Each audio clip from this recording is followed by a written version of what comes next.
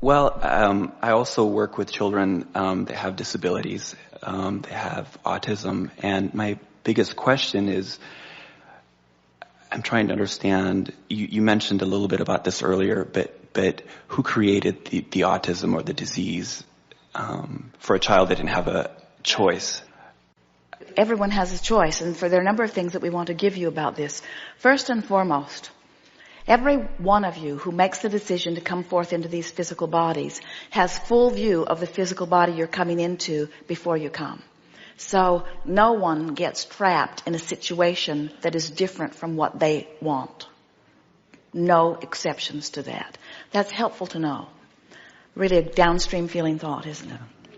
Now, there are powerful teachers, especially now who are coming forth, who have been, from their non-physical vantage point, aware that there are so many humans who have forgotten about vibration and alignment, who are disregarding their own guidance system, who are trying to make their life work by trying to control conditions.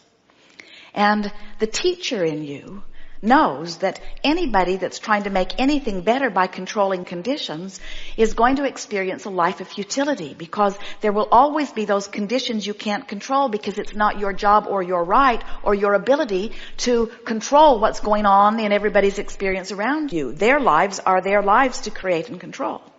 So rather large numbers of energies are coming in deliberately wanting a physical condition that they can't be talked out of or demanded out of. In other words, they say, I'll go forth and I'll be different enough that you can't pound this square peg into a round hole. No matter how hard you try, you're not going to be able to control me. I'm going to be free, you see.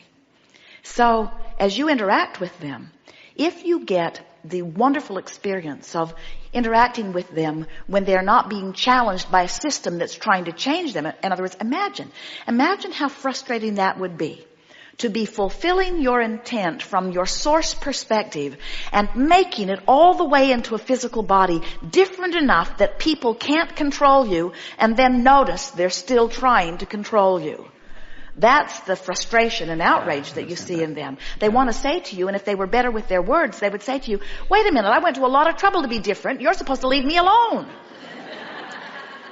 And those that are in an environment where somebody's not now trying very hard to make them normal, you called it a disability, they would call it an advantage. In other words, from source perspective, it would go something like, I've decided that I'm going to take the powerful being that I am, and I'm going to go forth into a physical experience, and I'm going to be different enough that you can't control me, which means I'm going to be one of the few people on the planet that you'll ever meet that knows that I am free.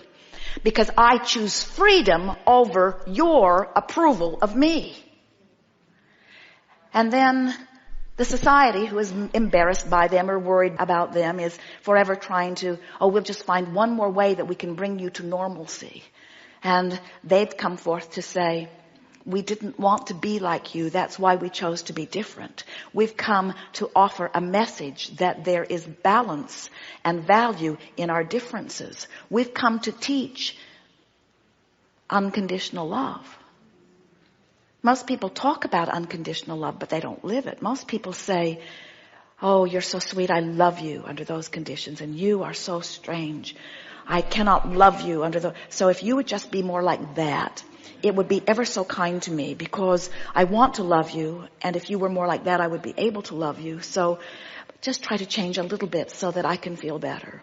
Where unconditional love says, I want so much to be connected to Source that I will see whatever I'm looking at through the eyes of Source, which means I do not need you to be different so that I can feel better. I have the ability to adjust my gaze to align myself with Source. Unconditional love says, I will find connection with Source, and then I will look. Conditional love says, I will ask you to be the way I need you to be so that when I look, I will feel better. Huge difference. Unconditional love is absolute freedom. Conditional love is absolute bondage. So these blessed beings have come forth as teachers of freedom. And interesting, the most interesting thing of all, they feel free even when you try to control them.